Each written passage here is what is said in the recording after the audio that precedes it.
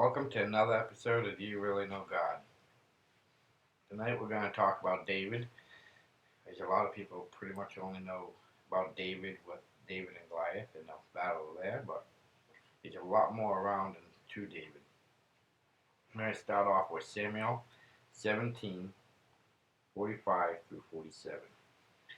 David said to the Palestine, "You come against me with a sword, a spear, and a javelin, but I come against you in the name of the Lord Almighty, the God of the armies of Israel, who you have defied. This day the Lord will deliver you to my hands, and I'll strike you down and cut off your head. This very day I will give the carcass of the Palestine army to the birds and the wild animals, and to the whole world will know that there is a God in Israel. All those gathered here will know that it is not by my sword or spear that the Lord saves for the battles. It is the Lord, and he will give all of you into our hands." That's a good one. That's the most famous that people know about David and Goliath. Now, a lot of people, when you ask them about David in the Bible, they all talk about the battle between him and Goliath. Knowing that there's a lot to just that battle alone, there's a lot to it. Yeah. One is David was the youngest boy of 7. 3 of his older brothers were in the army for Saul. Was he the youngest of 7 or was he the youngest of 8? I'm pretty sure he was the youngest of 8. He had 7 brothers. You may be right. I'm not 7 or 8. It's a big family. But 3 of his brothers served in the army under Saul. David actually stayed back tending the sheep. Yeah. But one thing about David is he tended his sheep, but on his off time he'd run up to the battlefronts to visit his brothers and see how they were. During this battle, the Palestinians, they brought Goliath, who is a giant from their era, and they made a bet, rather than having a full-out war, somebody from Saul's army can defeat him, Goliath, they will become their slaves. If not, Saul will have to give up to be their slaves. Well, if you read, you gotta read Samuel 1:17 all the way through. Talks about how when he came out, he was so massive and so big that basically everybody feared him. So all the soldiers backed down. Didn't they say that Goliath was 14 cubits tall? I just read that too, and my brain went back. He was cubits tall. I don't think it was 14. I think it was 7. 6 or 7 cubits tall.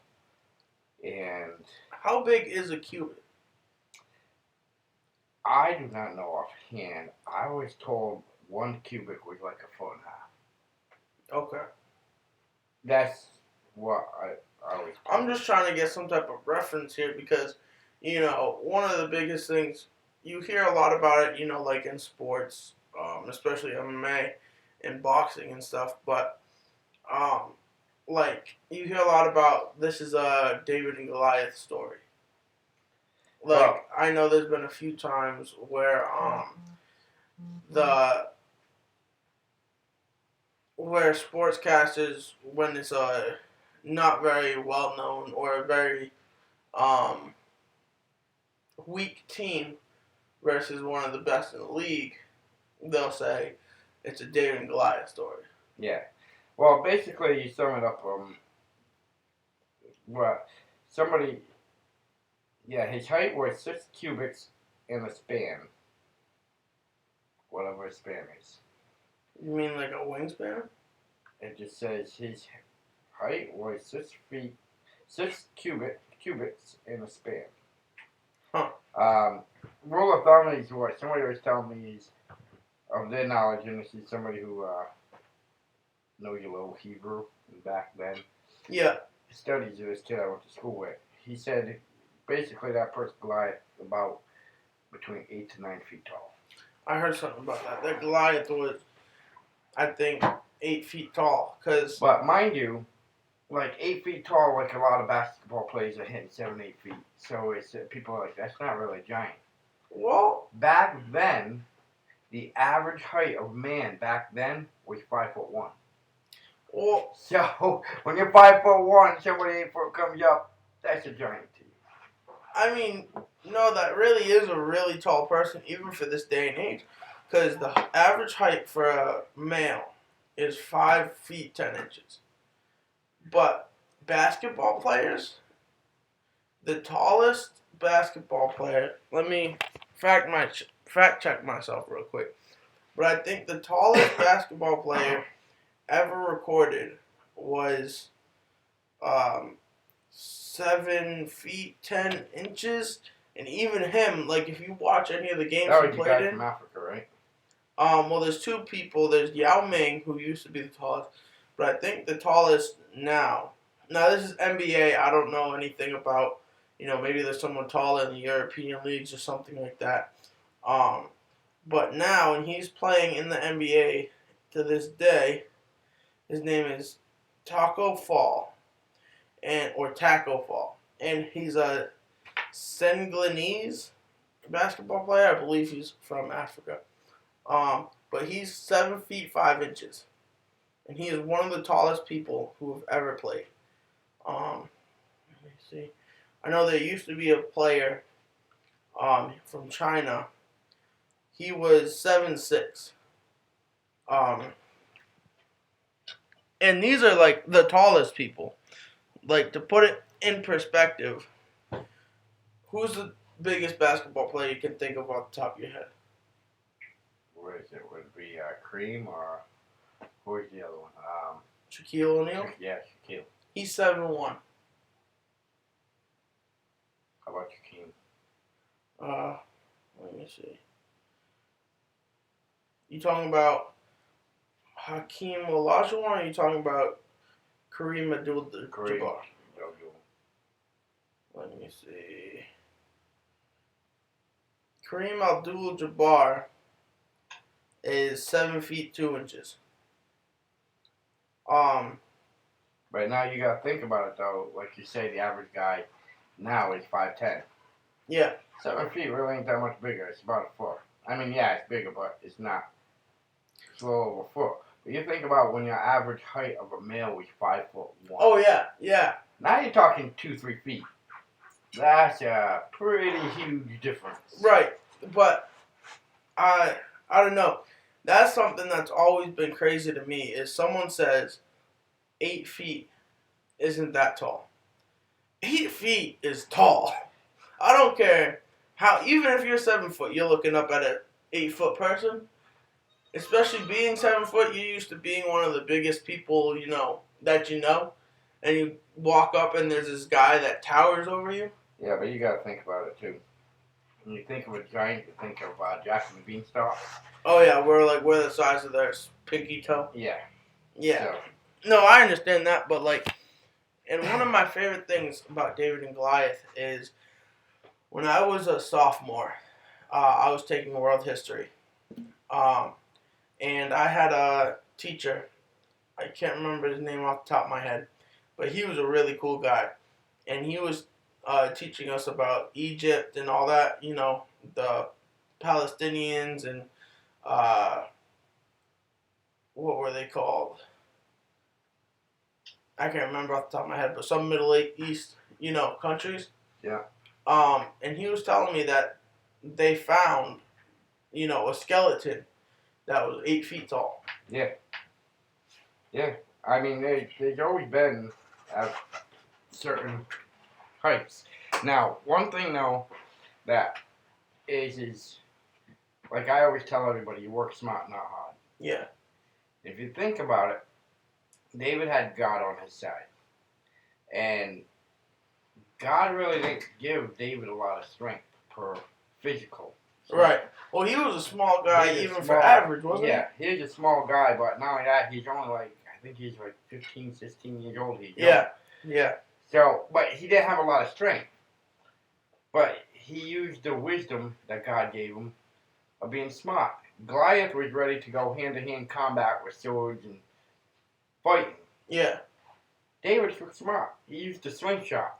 Yep. He shot him from a distance and hit him in the head and killed him. So it's basically like I tell my guys, don't work hard, work smart. Yeah. Same thing. David, it was, I just find it amusing that all these big-time soldiers are afraid to fight Goliath because they're thinking in their head, man, I ain't going sword to sword. I can't go toe-to-toe with this guy. Toe-to-toe with him.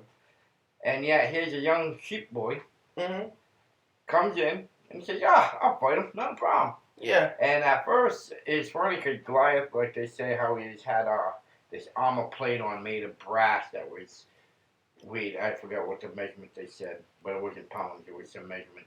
That's basically very heavy. He had these leg braces on and these arm things and a shield and all this stuff. And King Saul, actually, when David finally convinced him and said, hey, let me go in and fight this guy. And Saul at first was like, boy, he's a seasoned warrior. He's been fighting since he's been young. He's been nothing but a warrior. You have never fought a battle.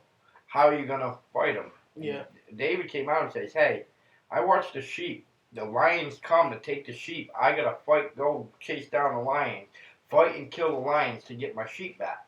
If I can fight and kill a lion, I can fight and kill this man. Yeah. And that's when Saul said, okay. So when Saul starts throwing all this armor on him, and all I'm picturing is, I can't remember the cartoon, but there's a cartoon out there with this like little skinny kid, and something happens, and somebody starts throwing a bunch of armor on him, and it basically all you see is this big pile of armor. You can't even see the kid because the armor weighed him right down to the ground. Yeah. And all I'm picturing is Saul is throwing, okay, let's put this chest plate on you and put this back plate on you, let's put this helmet. And poor David is now stuck on the ground where he can't move, and like, yeah, okay, how am I going to fight this war when I can't even get off the ground? Yeah. The armor you put on me is heavier than my whole body you put together. So David tells him, no, I don't need the armor. I'm fine. We're good. And so he goes in with no armor, just in his shepherd clothes. Just 3 smooth stones. And he faces and a slingshot. Goliath. And he takes him out with 3 shots.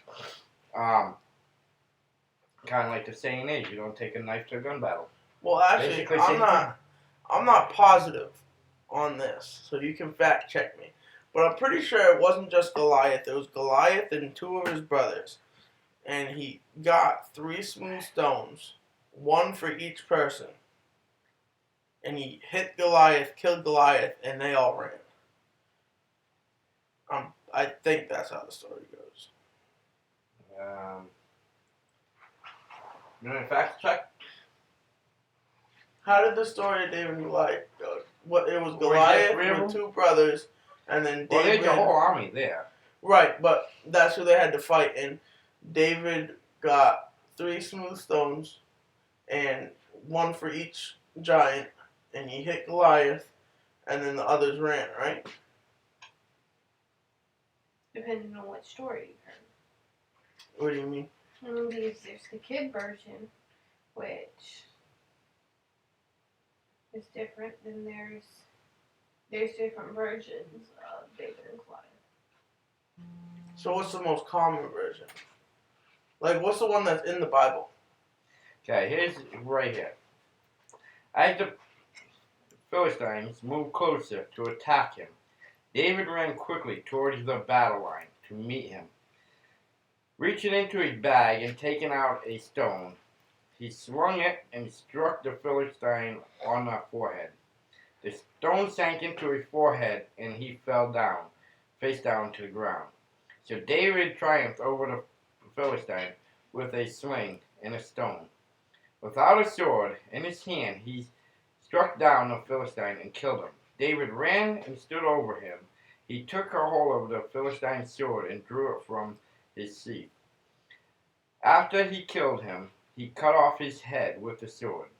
When the Philistines saw that their hero was dead, they turned and ran. Then the men of the Israel and Judah surged forward with a shout and a pursuit to the Philistines, to the entrance of Goliath, and to the gates of Ekron.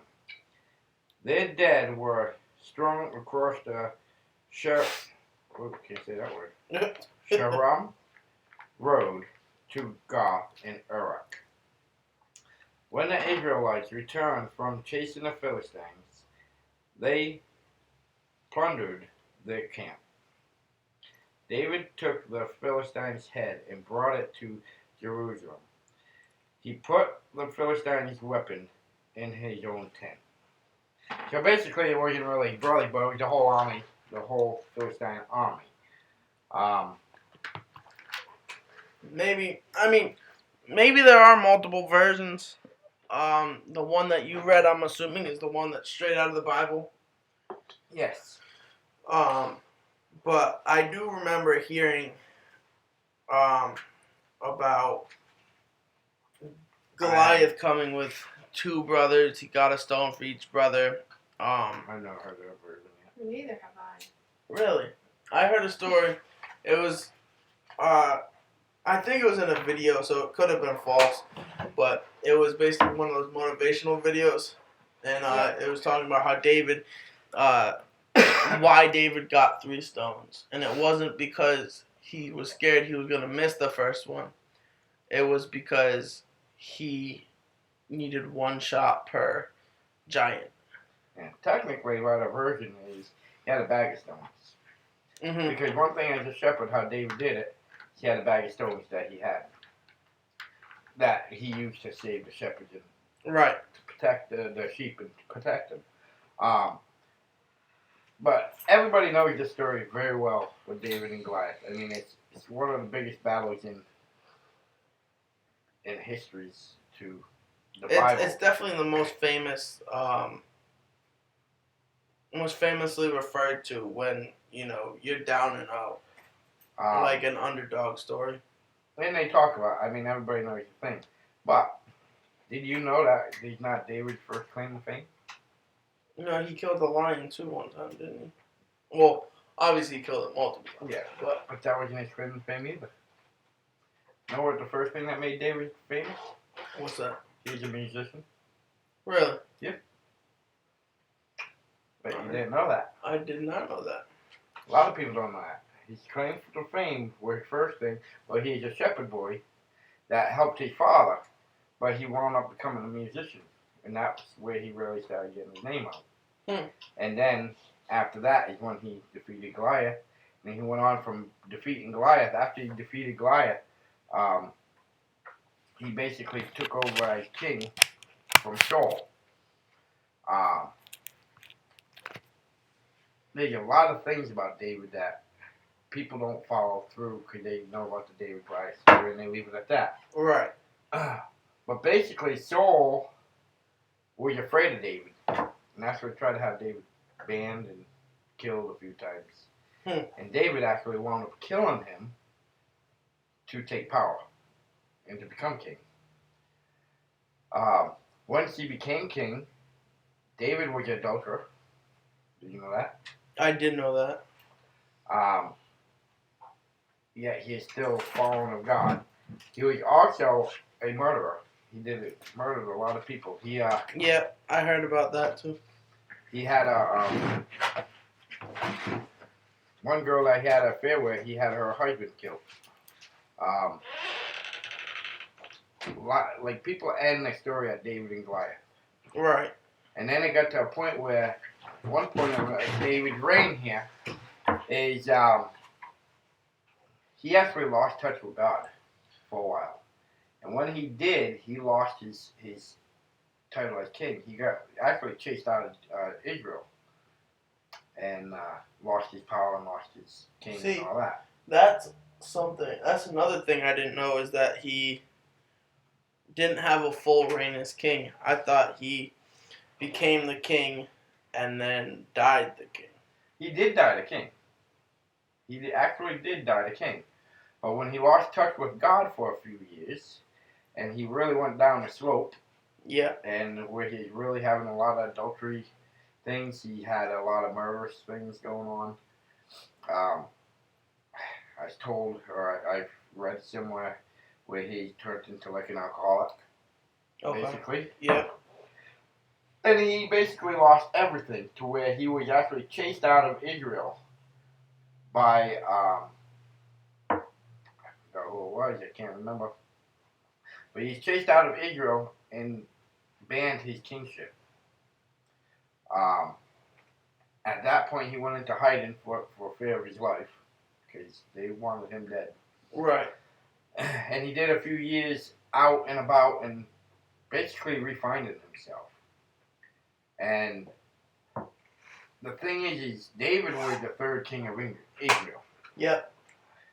So he wound up going out finding himself and then coming back. And when he came back, he actually took over as king again. And then basically he lived back by God and followed by God. And then he died as king. When he died, he handed his son, his reign over to his oldest son, which was, what was his oldest son's name?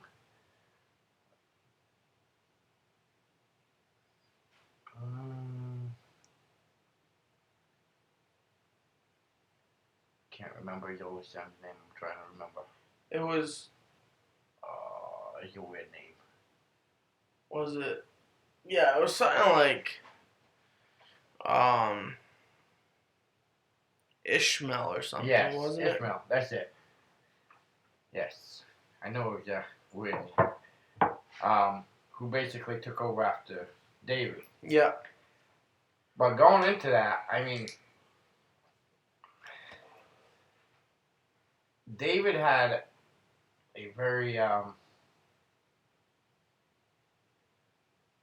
realistic run, because he talked to God a lot. Yeah, and God actually spoke to him. Yes, like in words. He's one of the few that God actually spoke back to, and for him to fall out of following with God for a few years, that just blows my mind. It just shows to me. And then when he came back into power, he actually got into talking with God again, and God actually helped him get back into being a king of Israel. So, well, everyone has their fights. But the thing is, it just shows to me, like, people, I talk to people all the time, and they're like, yeah, I've done so much wrong in my life, I can't be saved. That's not true. No, not at all. You can be saved. Well, I mean... It's, do you want to be saved? I think the story of David in itself reflects a lot on, different aspects of people. You know what I mean? Like, one of the things is, or not necessarily different aspects, but more encouragement to a lot of different people. Like, a lot of people fall out of religion, but when a lot of people fall out of religion, not a lot of the time do they lose everything. No. And David did. But they don't always do like what David does too, and start doing a lot of adultery and a lot of murder and But a lot of bad things. I think a lot of people fall out of religion. Everyone has their different reasons. Like, I knew this one girl I went to school with in Putnam, and growing up, her family was heavy Catholic, and she used to talk about going to church every week and all that type of. She actually went to can't remember the name of it, but she went to this church in Putnam that was a Catholic one, and her mom liked something on Facebook or something to that effect when we were about 13, and actually they all got shunned out of the whole church because of what she liked on Facebook. And it wasn't something, like I support abortion or something like that. It was something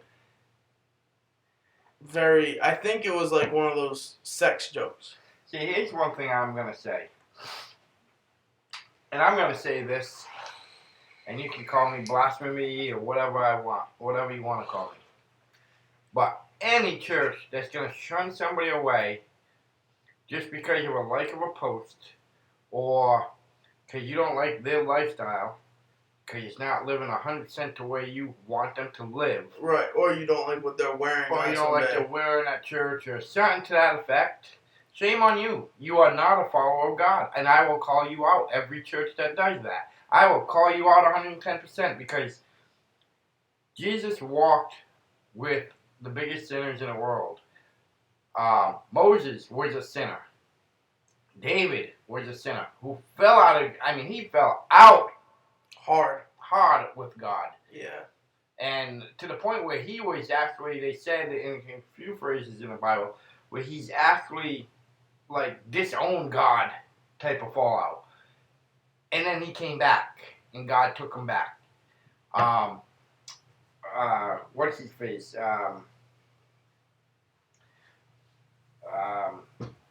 Can't remember his name. The first one, when Sodom and Gomorrah got burnt. It was Abraham. Abraham was a bad sinner. So I will call out any church that does that because that is not very Christian-like.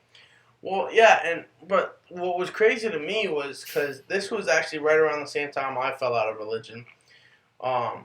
But her mom likes a Facebook post from someone that her and another member of the church were mutual friends with, and it was some type of sex joke or something like that. And I guess that other member went and told all the clergymen or whatever they're called. Yeah. And they didn't tell her she had to leave, but they very much made them feel like they had to leave.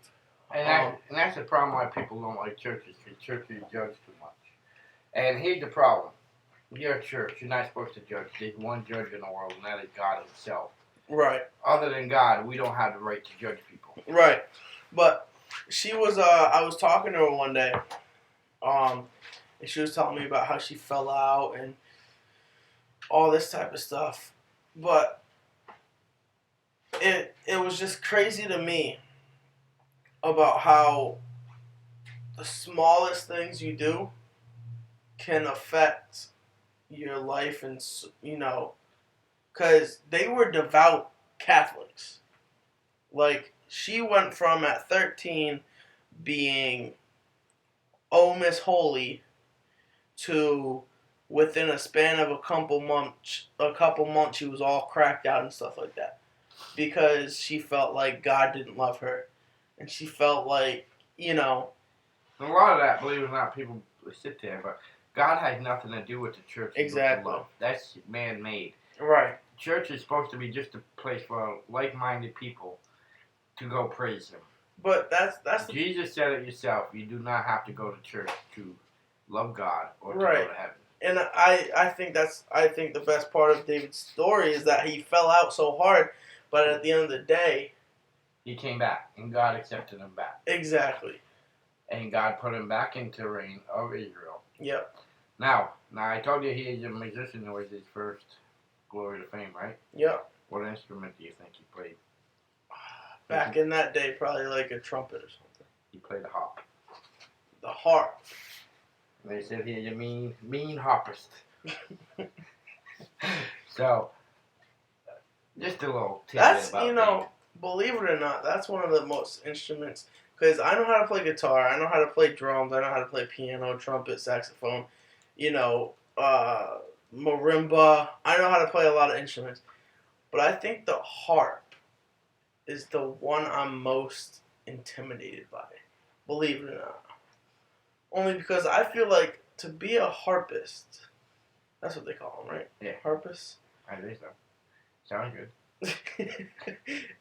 There's a whole nother level of ability, and maybe it's just because I think I have bad depth perception, but because you're standing at the back of the harp, and you have to know exactly which string. Yep. You know what I mean? And I'm sorry, but I'm not gonna sit there and count the strings before I play the note. You know what I mean? I don't know. That's just a little tidbit, but the the harp's one crazy instrument to me. Yeah.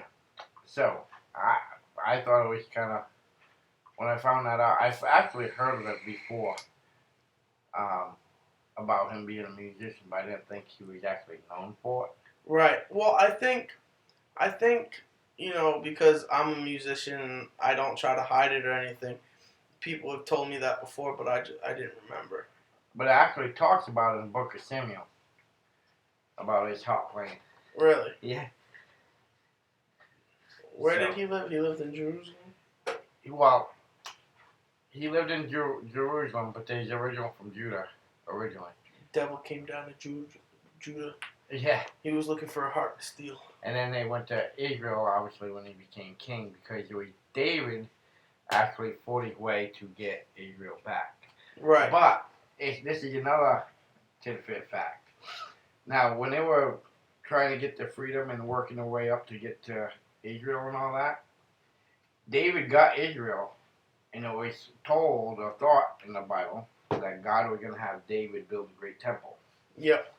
Because of David's falling out, God did not let him build a temple. Really? Yep. God stripped him of that, even You though know- he went back in. And God actually let David's son be the one to get the credit for the temple. It must be nice and cool to talk to God and him talk back, like, physically. Yeah. Because, think about it, you're sitting there praying, and, like, one thing I do when I pray at night, I always pray. I pray we have a good day at the shop, and, I pray if someone's going through something or whatever the case may be, I pray about it. But imagine you're just sitting there praying, and then you're like, Lord, I pray we have a good, productive day at the shop tomorrow. And they'd be like, oh no, you're having 50 customers coming at one time. He's like, you can stop right there. Stop right there. No. Ain't happening, boy. Or like, I don't know. I just think it'd be crazy to. It's crazy. I don't know, but I think it'd get annoying too.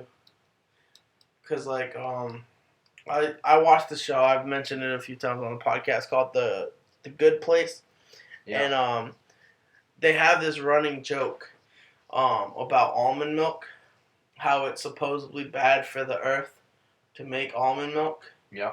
And the way the Good Place has their whole afterlife thing is it's a point system. So like you get a point for doing something good. You get X amount of points for doing something good, X amount of points for doing something bad, and whatnot. And where you end up is determined on how many points you get. Well, at one point there's this guy who finds out he's in the bad place, and he goes, "Man, is it because of all the almond milk? I know it's bad for the earth, but I didn't think it'd be that bad."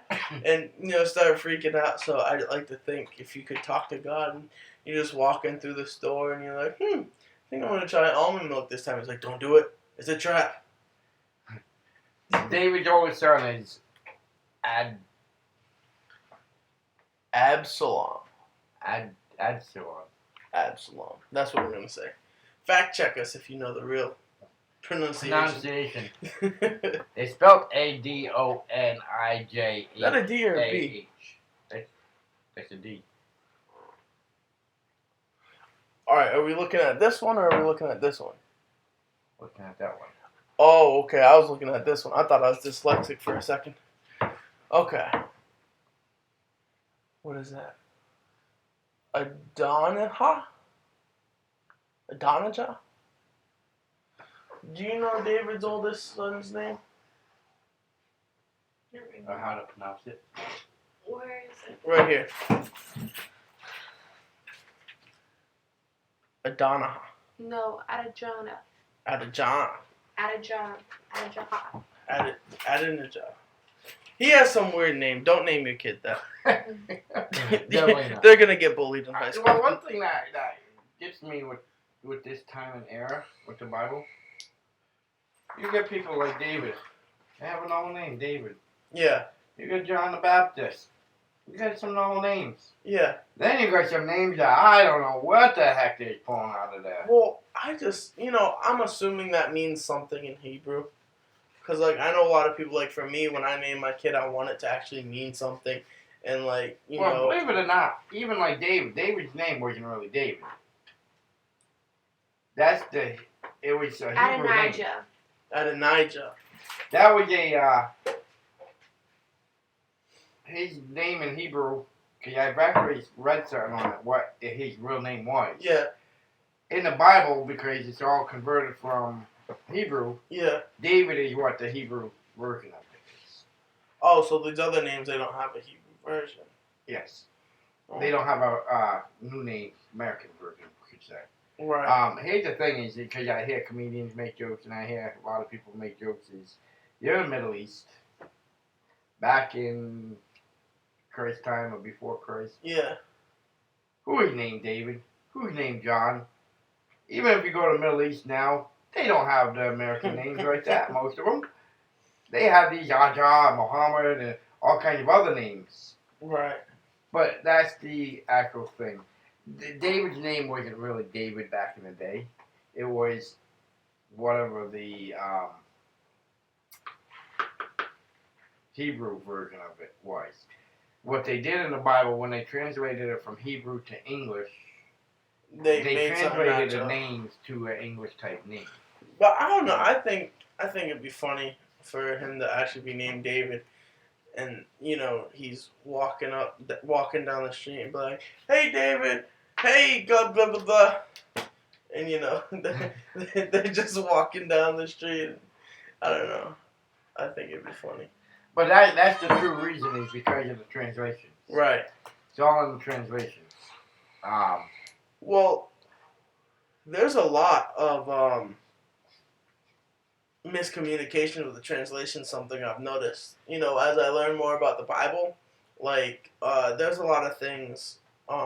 One of my go-to ones when I tell people about it is when Adam and Eve were made. Everyone says that Adam was created, or Eve was created from Adam's rib bone. But the word in the original Hebrew text is actually found multiple times in the original Bible. They say it's side. It's side. They say that's where it translates into. Now, I can't fact check any of this. But no, it's technically side. Well, here's the problem. Well, the Bible is written in Old Hebrew. Yeah. Not even Hebrew of nowadays. Right. They consider Old Hebrew. There is so very few people that can translate Old Hebrew. In Old Hebrew, believe it or not, the way, if you learn a little bit about translation in that Old Hebrew, a lot of it didn't translate into regular Hebrew. So when they're trying to translate the Bible into modern day Hebrew and to English and other languages, a lot of these words had like 10 different meanings. Yeah. So what they had to do is take what they felt was the most reasonable of meanings for the translation. Yeah. I don't know. I just thought it was crazy because I was watching a video on it, and like I was saying, it said the side. It translates into the side. Well, a lot of theologians, is that what they're called? Theologians, yeah. They actually think that Eve was created from one of Adam's penis bones. Because I guess every mammal, aside from humans, like including apes, everything, they have 2 penis bones. Actually, technically, if you look at biology, we have no penis bone. There's no bone. There's absolutely no bone. It's all muscle and meat. Oh, well, like I said, this is coming off a video. But they... we are one of the few species that don't have a bone actually down there. Yeah, but they were saying that it... But no, it technically translates over that they're proven now is the side. Yeah, the side. Not a rib bone, not a penis bone. From the side. Oh, yeah. And the whole reason why she's created from his side is because it's supposed to mean basically she's created from one side of man, so that means one man and one woman makes a whole. I never even put that together. And I'm usually good at putting things like that together. That's the whole purpose of the whole thing. Because without woman, man is not whole. I mean, it makes total sense. And that's why they have the bond of the souls. Yeah. And if you listen to like a lot of these wedding songs, that's why they say, like a lot of them, that the one man and one woman make it into one. Yeah. One whole. Yeah. But back on David. Yeah. David also had, and been trying to find it. When he started his falling out of God, one of the things that really set him down is the king before him. What was it? Elijah? Not Elijah. Saul, yes. Made a box according to God. And it's a special box with different special, like it had to have every line, God designed the whole box. Right. And even with the box, there's a certain way that you could handle it. You had to carry it a certain way. Right. Well, during one of the battles, after Saul made it, he lost it to the Philistines. And when David defeated the Philistines, they got it back. And he got all that. Well, here's the deal: is it went into somebody's house. I forgot whose it was, but my brain's a little fried right now on the people. But it went into one of the Israelites' houses, and he kept it in his houses. And then everybody started noticing that one, his lawn was looking better. Everything about his life was like going up. He got job promotions and everything else, whatever. His life was like on an upward rise, you know? Yeah. Everything was like going perfect. He was paying his bills, no problem. Everything was perfect with. Beforehand, he was a struggling Israelite. Yeah. And everything was going perfect. And then it got to the point where it got back to David. And they're like, man, he's Jody's life. He's going perfect. Look at him. Yeah. Perfect wife, perfect kids, has the perfect lawn, he has the Mercedes in the garage. Man, what's going on here? And David, you're like, whoa, wait a minute. He has the box of God. He has that box. That must be doing it for him. So David orders that they have to retrieve the box from him. And that the box needs to be brought back to Jerusalem. In the castle. And put in the castle. Yeah. So David got his men together and the carriages and all that because the box is heavy. Yeah. But it says right in the Bible about the box, in the writings about the box, that there's a certain way that you carry it. Well, it had, picture this, it's a box, but it had handles that you put into it, slide in, and the gold handles. And it's supposed to have 4 people, kind of like a casket, to carry it at a time. 4 people. Yeah. You have to handle it a certain way. You have to wash your hands in holy water before you touch it. And all kinds of stuff. Like, there's a whole list of directions that you have to do. You can't tip it sideways. You can't tip it upside down. Can't do nothing. Well, David's like, you know what? It's a box. Heck with that. We're going to go there, get some people. We're going to take a horse and buggy and carriage. Yeah. Why are we going to carry this everything when we can put it on the carriage? So they go to the guy's house and say, hey, we're coming before the boss. You got to put that in the castle. And the guy's like, okay. So a couple men grab it, load it, and put it on the trailer. While they're walking back to Jerusalem and going, and mind you, they're on a carriage and all that, and everything's bouncing around. Yeah. Well, the box starts bouncing around a bit. Well, it goes to fall off. I can't remember names. I'm sorry. I apologize. My name thing is broken tonight. When it looked like he's going to fall off, one guy tried to grab it. When he did, he got struck dead instant. And David's like, oh, what the heck? So they get going more, and on the journey back to Jerusalem, people were dying. They get sick. Yeah. Things are happening. He's losing his army and all this. So he gets back and gets in the castle and just puts it in the corner and says, yeah, good enough. Well, bad things start happening at the castle. Right. That's when David was like, whoa, God. I think that's where David was at getting to his low point, and that's when he stopped talking to God, and it's actually said where he started hating God. He's like, God, you're supposed to love me. You're giving me all this curses, all over this stupid boss. Yeah. And he ordered the boss out of his castle. The boss got moved back to that guy's house again. Well, that guy actually sent the crew to come pick it up and transport it the proper way. So he kept prospering, and that's on the downfall of David. When he got kicked out of Israel as king and all that, when he finally cleaned his act up, how he actually started off is he actually realized his bad doing. Obviously, he went. They said that he went to a secret spot where he basically used to go talk with God when he's a sheep herder. And he went back there. He kind of made good with God and all that, and that's when he turned around and said, "Hey, okay, I gotta get this boss the right way." Yeah. So he went and he got people. He got the boss the right way, and he got it back to the castle, and that's when he was handed over his throne back. And that's where we say, like, if you have a falling out with God, like a few years, everybody in the world has. If you read the Bible, almost every disciple had their doubts. Everybody, Moses and David and everybody who followed the thing of God, they had their period of doubts with God. Yeah. I mean, Moses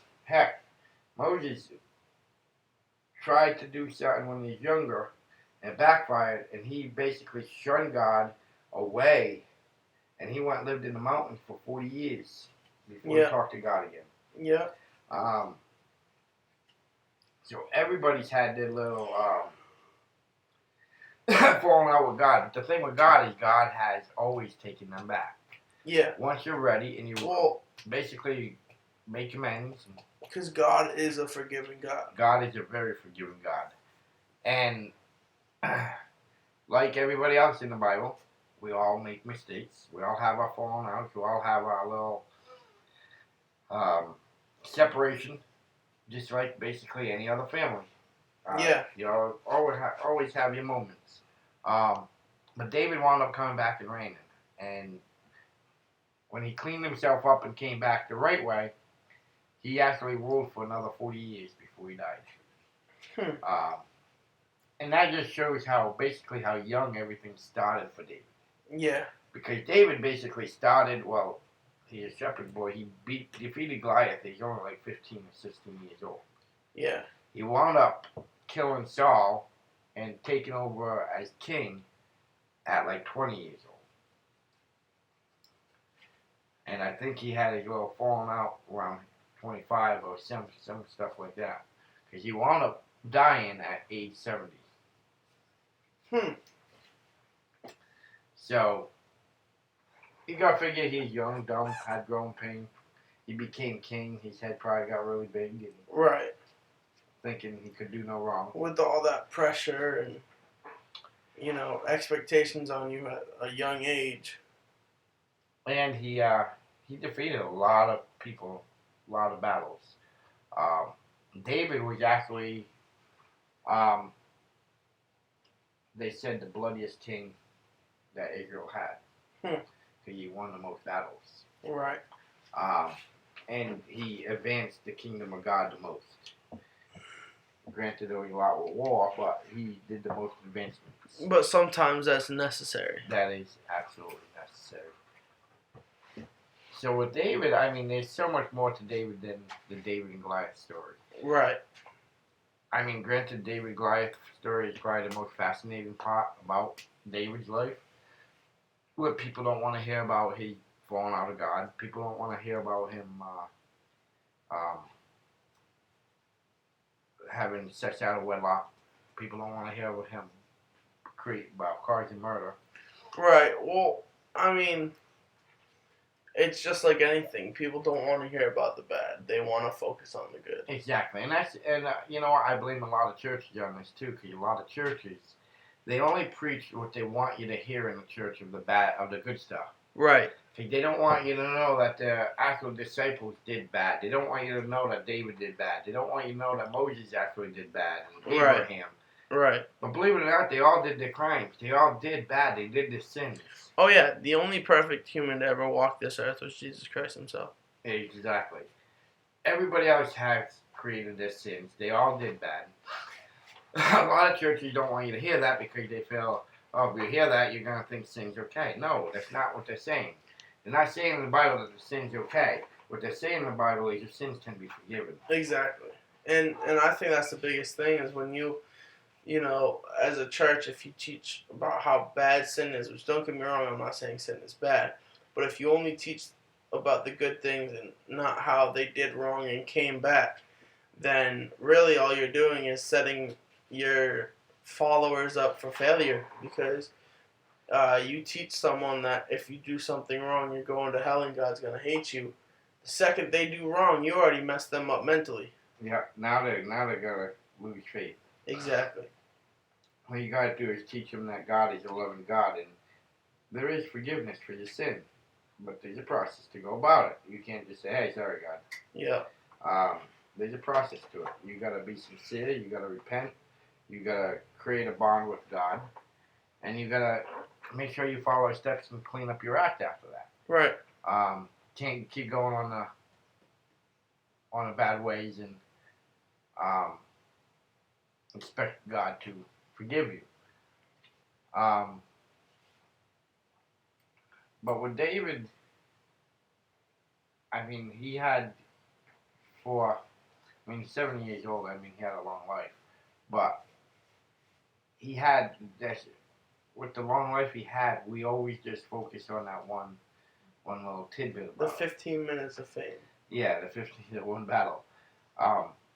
He had actually quite a bit, and we're only touching on a little bit of it, because there's even a lot about David that I've actually learned about reading on him the other day when you actually said, "Hey, let's do a thing on David." I know a lot about David. I know a lot what he's been through and what he's done, but more I read, there's more to it. There's actually a movie called David that came out in the 70s, and it's all about just David. I did not know that. I did not know that either. I found that out today. Now I kind of want to watch the movie because I want to see what it's actually like and what it tells you about David. But you got to think of the times too of what David had to go through. David succeeded Saul. Now, if you know about Saul was another one who, in his younger years, was a very big follower of God. Yeah. Very big believer in God. And Saul, right about the time of meeting with Goliath and the Palestinians, he was losing faith in God. Because God was telling Saul, fight him and you will win. And Saul was like, dude, did you see the size of this dude? You're crazy. You think I'm running after him. And God was telling him, fight him, you will win. And Saul could not comprehend that, of believing God on that. And that was part of Saul's downfall at that point, because after that, and David came out and defeated Goliath, Saul took credit for a lot of that. And he started defying God a little bit. Right. At that point. And that's when David was like, whoa, dude, you're going all about this all wrong. God got to see it. You didn't get to see it. God got to see it. And that's why David actually wound up, there's a lot to it, but there's people saying, David, you should rule a thing. Because David was the son of,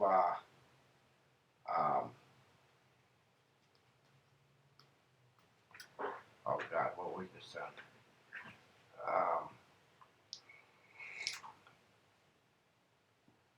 David was the son of Zariah. And Zariah was another one who basically the leads of them kind of down. No, David was the son of Jesse. Jesse, that's it. Yeah. Which Jesse came down from Abraham in the descendants. Yeah. And believe it or not, the first bunch of leaders, like Moses, Abraham, Saul, they all came down from Abraham. And they were all like one bloodline. Right. Going down, pretty much, of some form. Right. And that's why they were all having the talk with God, because God was basically having that family lead them down. Right. Down to where they need to be. I forgot where you're going with that. Oh, so anyways, we're so getting off track and off the things of God. That's when everybody basically hyped David up to be the successor and basically Saul, yeah. kill Saul to take over the throne, because originally it was supposed to be one of David's older brothers who was part of the army for Saul. Right, but God wanted David, because the older brothers would not go after Goliath, and they kind of all backed. Everybody basically backed out of Goliath. Right. But David actually listened to God and said, "Okay, yeah, you say I'm going to win, I'm going to do it. Yeah. Let's give it a shot." Yeah. That basically inherited David's the power of God. Yeah. But we'll cut this off right about here. What do you want for your comment section? My comment section, I want to know what you think it would be like having God physically speak to you. That's a good one. Like, obviously at first, as long as, it doesn't happen your whole life, I imagine it, kicks in probably around the same time puberty. It would make the most sense to me. But you're just, walking around, all of a sudden you hear God talking to you. Actually, Moses didn't have God talking to him until he was in his 20s. Yeah, so, I think at first it'd be scary. You're kind of like, what the hell is this? You better not say that to God. He might put you there. Right. But, I don't know. I think in the long run it'd be cool. I think it'd be interesting nonetheless. I want you to tell me what David's band was called. They didn't have bands back then. But anyways, in my comment sections, I want to hear. I haven't even thought about this part yet. I usually start thinking about it ahead of it before coming to this. But next week, our podcast topic is going to be what the true Christmas. What's the true meaning of Christmas? So, be on the lookout for that. That'll be posting, 2:00 every Saturday, same thing every week, but if you want, do your own little research about the topic. We're going to be doing some research on, in case there's something we don't know or something we are wrong about that we thought we knew. And, maybe you could, I got my topic. Maybe you could comment something about it next week. Here's what I want from my listeners. Basically, if God talked to you today to fight Goliath, would you follow him and do the fight? That's a really good one. That's what I want to know. Would you do what God asked you to, even though it's fighting Goliath? And the reason why I ask that is because the way things are going in the world today, you got the Goliath fight getting ready to start. You got all these big politicians and big things going every which way, and it's going to turn into a fight with David and Goliath. Yeah. Eventually. What side are you going to take? Are you going to take the side of David or the side of Goliath? Thank you. Hope you all have a great week.